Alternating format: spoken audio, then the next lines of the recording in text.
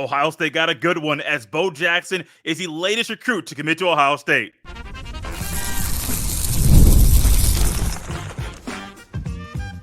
You are Locked On Buckeyes, your daily podcast on the Ohio State Buckeyes. Part of the Locked On Podcast Network, your team every day. Welcome in, Buckeye fans, to a Wednesday hump day edition of Locked On Buckeyes, part of the Locked On Podcast Network here on Wednesday, June 5th in the year 2024. I'm your host, Jay Stevens, also the host of the Jay Stevens Podcast, and today's episode is brought to you by Gametime. Download the Gametime app, create an account, and use code LOCKEDONCollege for $20 off your first purchase. Terms apply. During today's episode, Locked On's recruiting analyst Brian Smith is back with us once again. Brian and I will dive into the impact of Bo Jackson committing to Ohio State, and we'll also look into a couple recruits that will be taking official visits to Ohio State this weekend. Bo Jackson is one of those players I love watching play. I love that he has committed to Ohio State, and I'm interested to hear what Brian has to say about how this commitment impacts the Buckeyes 2025 recruiting class. And as you welcome in Brian Smith, I'd like to thank LinkedIn Jobs for being the official college football recruiting sponsor across the Locked On College Network. These days, every new potential hire can feel like a high-stakes wager for your small business. That's why LinkedIn Jobs helps find the right people for your team faster and for free. Post your job for free at linkedin.com/LockedOnCollege. Terms and conditions apply. Brian, we talked about this guy last week on the show, and he took an official visit to Ohio State in the first official weekend during this cycle. And then a couple of days after that visit being completed, Bo Jackson committed to Ohio State. When you found out that this was going to happen, what entered your mind? When I saw it, I was just scrolling Twitter and I saw that he committed. It surprised me. I thought he would take the visits to the Southeastern Conference programs, Alabama Crimson Tide and Georgia Bulldogs, and then maybe make a decision July. That was kind of my thought. But the other side of that is he might just be holding his spot while he still takes the visits. I know Ohio State fans don't want to hear that, but that's pretty much what kids do that are elite players like Bo Jackson. So this is the same thing that I've said a million times on various Locked On shows. When it comes to recruiting elite players, the players are in control, not the coaches at all. Doesn't matter the program. So you can drop them if you want, but then you got to play against them. So it's, coaches go into their room, shut the door, and say things that I can't repeat on the air about this stuff, but it's just reality. So I just want to know, is Bo going to, whether it's this summer or in the fall, take official visits? And he may not even know. I haven't read anything on it yet. I haven't looked into it. But if Ohio State gets both Alabama and Georgia off the docket, that's the bigger coup than getting them to commit early. Commitments don't mean much, especially in June. They just don't. Now, next year, that's a different story because I think there's going to be an early signing date. I need to see all the paperwork signed on that. But, late June, early July signing date next year would change this, and probably for the better in a lot of ways. But I think that this is the last hurrah for this stuff. And Bo Jackson and every other one of these kids, it's like a top 100 guy. I think a lot of them are just securing a spot while they still look around. One thing you've mentioned on the show numerous times is recruiting is about relationships. And Yes. Locklyn was one of those guys that before he came to Ohio State, when he was at Oregon, he was heavily pushing and recruiting Bo Jackson and building a consistent relationship with him. Locklyn goes from Oregon, comes to Ohio State, and they still kept that relationship. They talked almost every day until the day that Bo Jackson committed. And that relationship is huge, not only to get the commitment, but as Brian, you said so well, and you'll say every time you're on the show until, it's over, you're going to keep saying it. You have to keep recruiting these guys. You're going to have to keep going. And with Alabama and Georgia, to me, still in the mix. They're not going to stop pushing for him until he's signed on the line.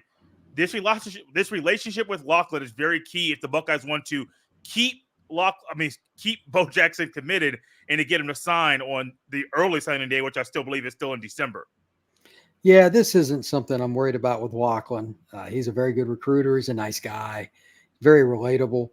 But some coaches do kind of rest on their laurels. Kid like that could be completely all in with your program. Doesn't even have to be Ohio State. And all of a sudden you turn around and you see on the internet that, well, guess what? The kid that we thought was locked up is going to go visit Texas or Southern Cal or Washington or Florida State or whatever. It's because you got lazy. Urban used to walk into rooms. He did it at Florida, Ohio State, everywhere, and say, "Who have you called today?" Like his number one concern every day was recruiting, because he knew if they got the players, they had enough coach, it'll take care of itself. But you got to get them there first. And that goes back to my theme. 80% of college football, big time, is recruiting. It's just the way it is. So you have to be very vigilant even after a young man proceeds to that commitment, because it's just that, a commitment. It's not binding. And even if it was, don't get me started on the transfer portal rules. It's not really binding, even then. So you need to recruit a kid through signing day, and before he leaves campus, you're kind of recruiting him even on your own squad. What does he add to the Buckeyes 2025 recruiting class? Number one, man, there aren't a lot of guys with Bo's size that has that natural fluidity with the way he runs. When he hits somebody, and it's just an obvious situation, like contact's inevitable, he can still break the tackle, or at the very least, he's going to go forward more often than not. He has physical traits that one cannot teach. Now, he's not the original Bo Jackson. Okay, before anybody asks that stupid question, Bo Jackson was timed at under 4'2" before, like 230 pounds. Yeah. Like he's one of the rarest human beings ever walked planet Earth. But this kid is still an NFL potential player. Like running backs get hurt a lot. But like you look at the frame and you're like, yeah, I could see that happening. I forget the guy's name, but he played at Ohio State about 20 years ago, went to the Cardinals, played for a while. But big running backs like that, they take a lot of abuse, but they can also dish out a lot. The third down and short runs and stuff, Travion's not bad at them, don't get me wrong, but I'd rather have a guy with this kind of frame, this kind of mentality is my runner. And think about what he's going to look like after a year in the Ohio State University. Oh, man. Strength and conditioning. They do a good job. Yes. Even if he just added 5 to 7 more pounds and just kind of changed his conditioning a little bit, which, I mean, he doesn't need a lot. They'll do less with him, but it's still an improvement. And then he'll also understand cuts better, when to do this and that, when to put a certain foot down, different thing. He's going to be an impact guy. So Ohio State's getting a player that I think will be in their 3 deep probably before the end of fall camp his freshman year. Brian, there's another guy that was at that same weekend, official visit weekend. DeCorian Moore is a guy that's going to get a lot of attention and a lot of talk because he's just that good. He's one of those highly sought after players. I believe his mom was on record talking about how important that visit was and where Ohio State stands as far as her. And I know how the impact that his mom is going to have on his recruitment, because if you got mom on board, I'm not going to say it's a done deal. That's a really good shot for you to get a commitment from that kid. What have you heard about DeCorian Moore after his official visit to Ohio State? I've heard very little. It's very similar to some of these other kids. They're keeping it pretty close to the vest. I've heard he had a good visit, but I don't think he's going to shut it down or anything. This is going to be a sprint to the finish line, a long sprint. Like there's the 100 meters. This is the 800 meters. This is not going to be very fun for Ohio State's staff or any other. He has an option from every school in the country. Speaking with a few of my colleagues a couple weeks ago, we all agreed that if we could only pick one receiver, we would probably go with DeCorian in this class. Like if just nationally, it's debatable, but if we had to, it's him, because like when he gets the football, the air is kind of like sucked out of the stadium. Because if your team is the defensive team, you're worried he's going to score, even if he caught a 3-yard pass. Look, some guys, it's not about the coaching, and I know Hartline can really coach receivers. There's not as much coaching necessary here. DeCorian's a kid that's way, way ahead of the curve because he's been trained by some guys in the Dallas area, and he plays in an elite program. They all know that. He's going to walk in and be able to play at Ohio State. He's not Jeremiah. He's not as big, but he is a pure burner that nobody tackles in a phone booth. So then you put him with Jeremiah. If you're Ohio State, you got to do those things. So Oregon, Texas, LSU, all these programs are still coming at him. I don't think there's been any major separation, but he did have a good visit. Again, this is an 800-meter race, not 100. From a couple guys that just took official visits to Ohio State last weekend. Moving forward, there's a couple more guys that we're going to highlight that'll be visiting Ohio State this coming weekend. We'll dive into Quincy Porter, one of those players, next. This episode is brought to you by Gametime. Gametime makes getting NBA Finals tickets even faster and easier. Prices on the Gametime app actually go down the closer it gets to the tip-off, with killer last-minute deals, all-in prices, views from your seat, and their lowest price guarantee. Gametime takes the guesswork out of buying NBA tickets. Gametime has numerous ways to help make your ticket buying process even easier. They have zone deals to help you save even more when you choose a section and let Gametime choose the seats. They have all-in pricing, which lets you toggle the feature and it shows the total up front with no surprise fees at checkout. You can also see your view from your seat with a panoramic view in the app before you buy. And of course, we all love the lowest price guarantee, or Gametime will credit you 110% of the difference. Take the guesswork out of buying NBA Finals tickets with Gametime. Download the Gametime app, create an account, and use code LOCKEDONCollege for $20 off your first purchase. Terms apply. Again, create an account and redeem code LOCKEDONCOLLEGE for $20 off your first purchase. Download Gametime today. Last minute tickets, lowest price guaranteed. Brian, I said it to you before the show, and I'll say it to you right now, not even wasting any time. When I watch Quincy Porter play, I watch more. I like it more. I keep watching, and I find different things on different plays that I love about his game, which is why it's no surprise that Brian Hartline is pushing for him to come to Ohio State. 6'3", about 190 pounds, from Jersey. I believe he took an official visit to Penn State recently. Will be at Ohio State this weekend. And that battle, the first 2 weekends in this cycle for the official visits, that might be the battle, the school that Ohio State has to battle to get a commitment from Porter in the future. Penn State had a great visit. They're pretty confident. If you're Penn State, you better be, because their receiver recruiting has left a lot to be desired in the last few years. You would think Penn State would have the edge. It's closer. They do better in New Jersey, but they've stunk at receiver in terms of development. So now, who do you go with? I mean, there's a lot of ways to look at this. 25 years ago, I would have bet you money this kid would have picked Penn State. Now, with Ohio State's, just consistency with the receiver position, somebody gets drafted every year, and it's not always first-round guys, but they do a really good job. I still pick Ohio State until otherwise proven. Now, again, I've all the things I've heard, this is from Penn State people, but it went really well. Okay, great. He's still just only taken that bit, like he hasn't visited Ohio State or anybody else that matters. Ohio State has something to sell here, and they don't have a big group of receivers in this class. They're in on a lot of guys. He could be their headliner. This is player, if he was in Florida, I think would be ranked higher. It's another one of those situations I've talked about before. New Jersey gets some respect, but there aren't very many scouts up there. I think this is a really good football player. Can play boundary, can play the X, whatever you wanted. I think Ohio State's got a great shot here, man. It shouldn't be very hard to sell what they're doing compared to Penn State over the last few years. No offense to Penn State, but it's just not that comparable. The other schools that are, I believe he has official visits scheduled too, and forgive me, Brian, we had this happen on the show where I went to one recruiting database. I saw one thing, you went to a different one, and it happens you saw all the another. time. So I didn't go to multiple to try to fact check this. So forgive me if I'm wrong here. I do see that he still has official visit scheduled. This is coming from 247 Sports. Visit scheduled with Michigan. After Ohio State's visit, he's going to Michigan, and then after that, he's going to Oklahoma. The three kind of stick together, the three Big Ten schools, but Oklahoma is one of those powers that it doesn't fit with these.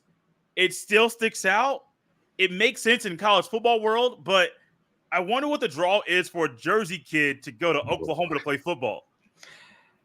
Those two states don't have very much in common. No, they extremely. No. They are really different. I don't know. Maybe it's just there's a connection. Maybe he liked their passing game. I mean, a few years ago, they had the best passing game in college football and had multiple Heisman winners. Okay, I get it. But at the same time, that's a different coach. So yeah. I don't know. I don't know what that is. I'll bet against Oklahoma winning out. I'll take the field, and you can have Oklahoma. How's that? It's interesting, though. That just shows you how recruiting has changed. Oklahoma's never really recruited New Jersey my entire lifetime, so they don't have to. Mm-hmm. But anyway, the point is still the same. When you think about a kid like this, he's got all the opportunities he wants. Maybe he just wants to try to check out something a little different. How often, because you mentioned something about him, you believe he might be ranked higher if he were in South Florida. How often is it for Jersey kids that are the elite players to go down to the South for these recruiting camps? They go once in a while, but for the most part, they go to the team camps. Okay. The only thing that we really get to see them is if like they go to the Under Armour Future 50. Yeah. It's held at IMG, but that's literally 50 kids. And they'll be like 1 or 2 Jersey kids, but it's the best of everybody that they can get there. So it's whatever. We probably don't see more than 5 to 10 of the elite Northeastern kids play in Florida because they're 7-on seasons and the way they do things in North, it's just totally different. Yeah. So there are a few guys like we have nothing to go on except for high school film when they're going against guys for the most part that can't handle them. It's really hard to evaluate. That's why you like 7-on-7. You'll see the Corey and Moore lined up against an elite corner. There's not going to be any hiding there. You know what I mean? That's why it's important. And naturally, when you see somebody in front of your face, you're going to take that evaluation a lot more important than one that's on some grainy film that some parent took from the sidelines. Oftentimes it's like that. And I'm like, this is horrible. I have no idea who's who on the field. So, yeah, I'll take that every time. Have you seen Moore line up against Alford in a camp? No, I'd love to. I saw Alford a few weeks ago at his high school spring game. Mm-hmm. He had officially 0 targets on the game. Oh my! Wow. It's just, they have his high school has 3 college DBs. Okay. So it's not much fun to throw it on them anyway. But the team they went against had a good offensive line, was more physical. They ran the ball pretty well. And I'm like, I know this isn't going to go well. I'm just going to keep taking clips of him. And I got good film. Nice back pedal, doesn't get beat deep. There was no plays on the ball. He didn't have a chance. I didn't even talk to him about it after because I know he's used to it. You know what I mean? It's just, it is what it is. But I talked to a coach recently that said the same thing that I thought. I just asked him, I said, is he a plug and play kind of guy? And he said, yeah, he'll walk in and he'll play. Like wherever he goes because he's so advanced. Alford is the rarest of the rare. He visited Auburn this past weekend out of the blue, by the way, talking about how visits change. Nobody knew until Friday. So these things, all these things can change just in an instant. Like he's going to take his trips, but we apparently don't know when they're going to take place. Like literally on Friday morning, I was like, what? I didn't know about that. And then I found out that it was decided like right before. He only lives 2 hours from campus, but still, it's kind of weird. That's the nature of recruiting though, man. Like there's no such thing as just everything's planned out. That's not the case at all. You mentioned Alford being a plug-and-play guy. Do you think Absolutely. Porter could be a plug-and-play guy? To a certain degree. I don't think he's like Jeremiah is so technically sound that it's a little different. Yeah. He takes his craft. It's kind of hard to explain, but he's a 25-year-old in a 17, 18-year-old body. Yeah. I don't know the Porter kid, so I'm not going to speak to that. Okay. And I'm biased towards Jeremiah because I know him, but that's one of the rarest kids I've ever seen physically and mentally. That's why I think he's a top 5 pick. But at the same time, maybe the Porter kid could because the length is there. He reminds me like his frame is same as Jeremiah's was going into Jeremiah's junior year. Oh wow. Okay. So I'm not saying he has the same open field burst. Like Jeremiah, once he gets the ball, everybody just looks slower all of a sudden. So it's a little different. He's going to score if he gets to the 50, you can just go ahead and walk off the field. You're not going to catch him. So I don't know if Porter has that kind of speed, but he's got good size and good range, and he's a decent route runner already. How much he improves the route running stuff will probably dictate it. And then there's always the important, does the kid take the time to learn the playbook? They're not going to throw him out there. Just throw him out there. They got too many guys. And the Ohio State playbook is probably a little less friendly than a lot of others because it's more pro offensive style. So it's a little harder. Brian, 2 down, well, multiple down. We fit a lot of players in so far. 1 more to go. Trajan Odom is a defensive lineman that's really, really talented. He'll also be visiting Ohio State this weekend. We'll dive into him next.